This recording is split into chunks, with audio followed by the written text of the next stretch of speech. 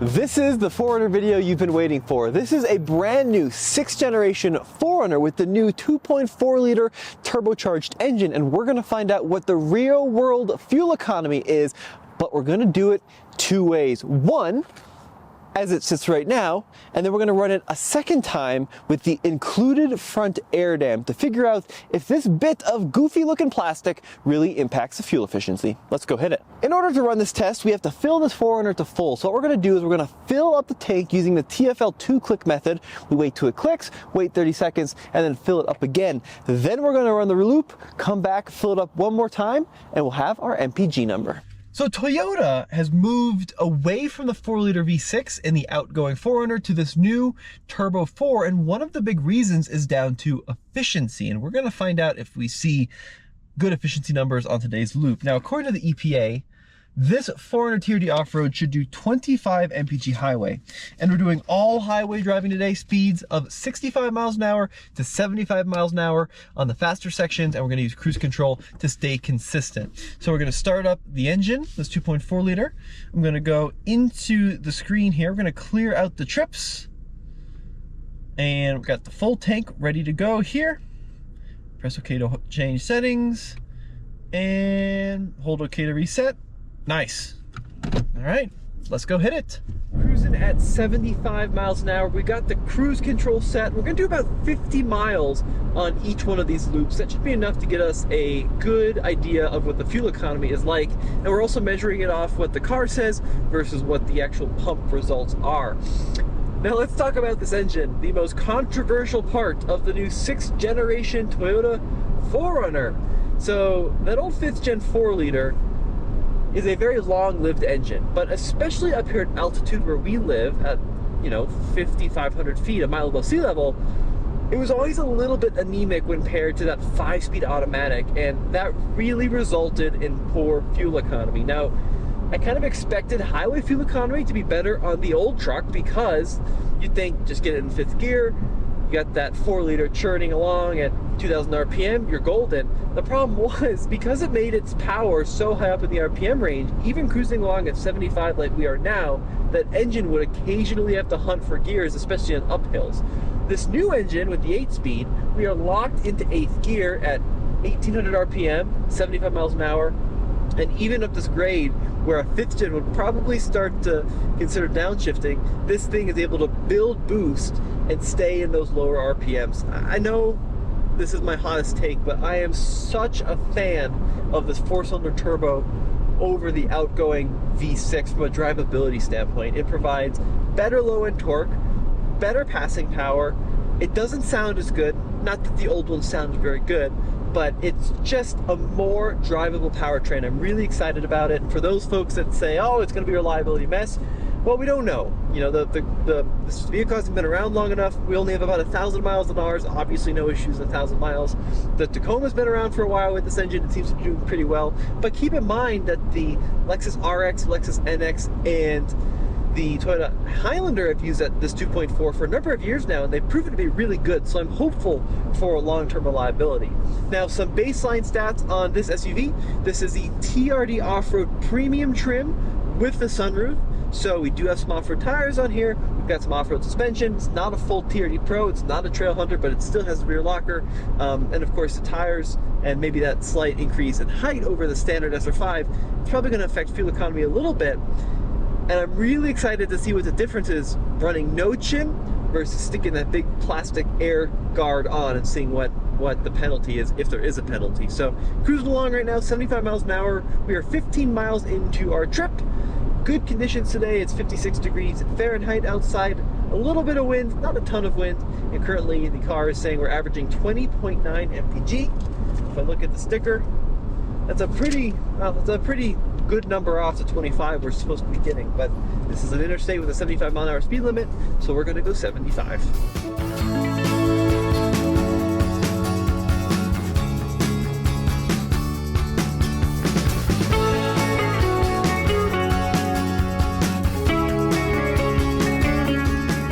That was the loop done, no chin. Now, that front air dam did come on the 4Runner from the factory. but we took it off immediately because it looks ridiculous and it kills approach angle. And I suspect most 4Runners we see in the wild are gonna have that air dam removed because it does look pretty ridiculous. But we're gonna stick it back on the next loop to see if we get any real world improvements. Now let's talk about how far we've gone. So 56 miles driven, took us 54 minutes, and according to the Toyota, we've averaged 22.3 mpg, 22.3, which is a little bit under the 25 we're supposed to get. Now we were cruising 75 miles an hour pretty much the whole way, except for that little bit at the beginning and end where it dropped down to 65. But we're going back to the same gas station, and we're going to do the 2-click method and see if the pump agrees. Just dropped down to 22.2, so that's going to be the number. We're going to be curious to see if the actual science agrees with it, and then we're going to stick the chin on and run it all over again.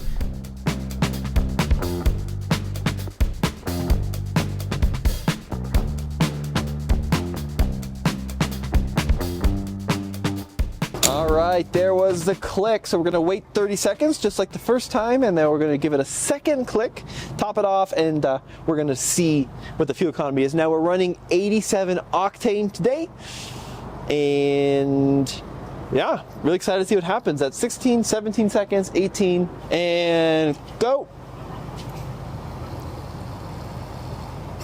Beautiful.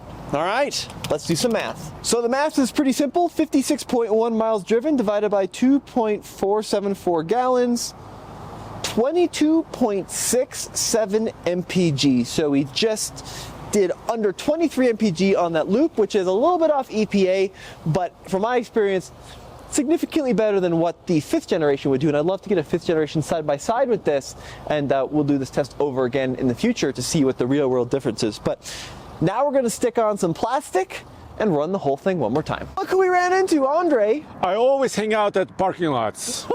In parking lots? That's the worst thing you could have said then. So Andre and my dad just got done doing an old versus new Tundra MPG loop. Apparently he was just chilling in the parking lot. But we're going to put on the chinny chin chin. Now Andre's going to time me and see how long it takes to stick it on. I'm going to time you. Are you ready? This is going to be NASCAR style. Ready. Get ready, get set, go.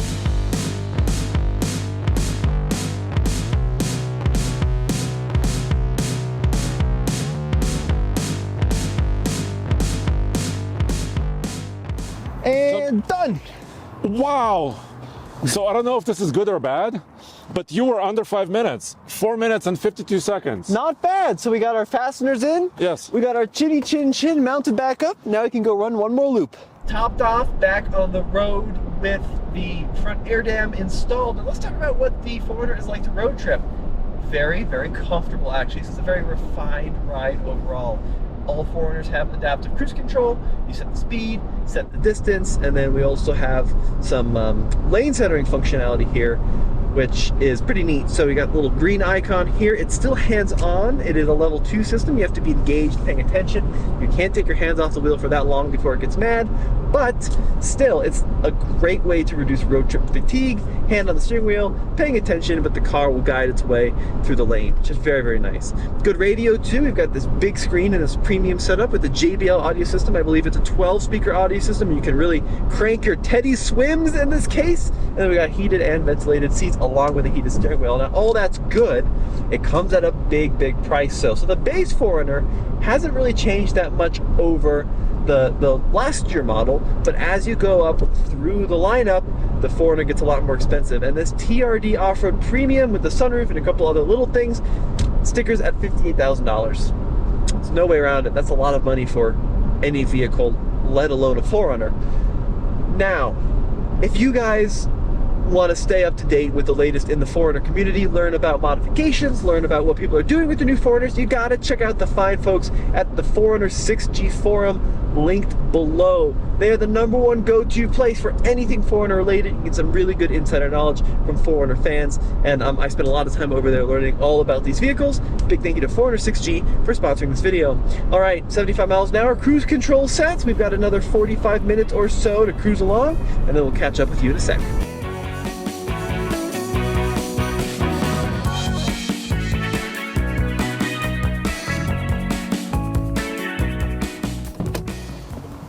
All right, folks, so we're back at the pump. Moment of truth. Let's see what the 4Runner did on that loop. I'm really excited to see if we have any improvement with that front chin. All right, same exact pump to keep things consistent. 2.39, so I can tell immediately we definitely use less fuel. So we're going to do the same exact math that we did last time, which is 56.1 divided by 2.390, 23.47. So we got a concrete number. With the front chin, we saw a 0.8 mile per gallon improvement. Now that's not a huge number, but when you consider these manufacturers spend tens of millions of dollars eking out fuel economy improvements, that's pretty substantial to a manufacturer standpoint. But for me, less than 1 mpg, this thing looks goofy and gets in the way, so I think it's coming off. Now, something interesting, that's actually the same fuel economy my dad and Andre just got with the new Toyota Tundra on the same loop, which is pretty wild, except that's a V6 twin turbo. So while the numbers aren't terrible with this 4-cylinder, the fact that V6 twin turbo Tundra can do 22.4 was what they got, or 22.6, something like that. The video's at alltfl.com. I'm not sure that it's that impressive. Let me know what you guys think in the comment section below. A huge thank you to Gavin behind the camera, and we'll see you guys next time.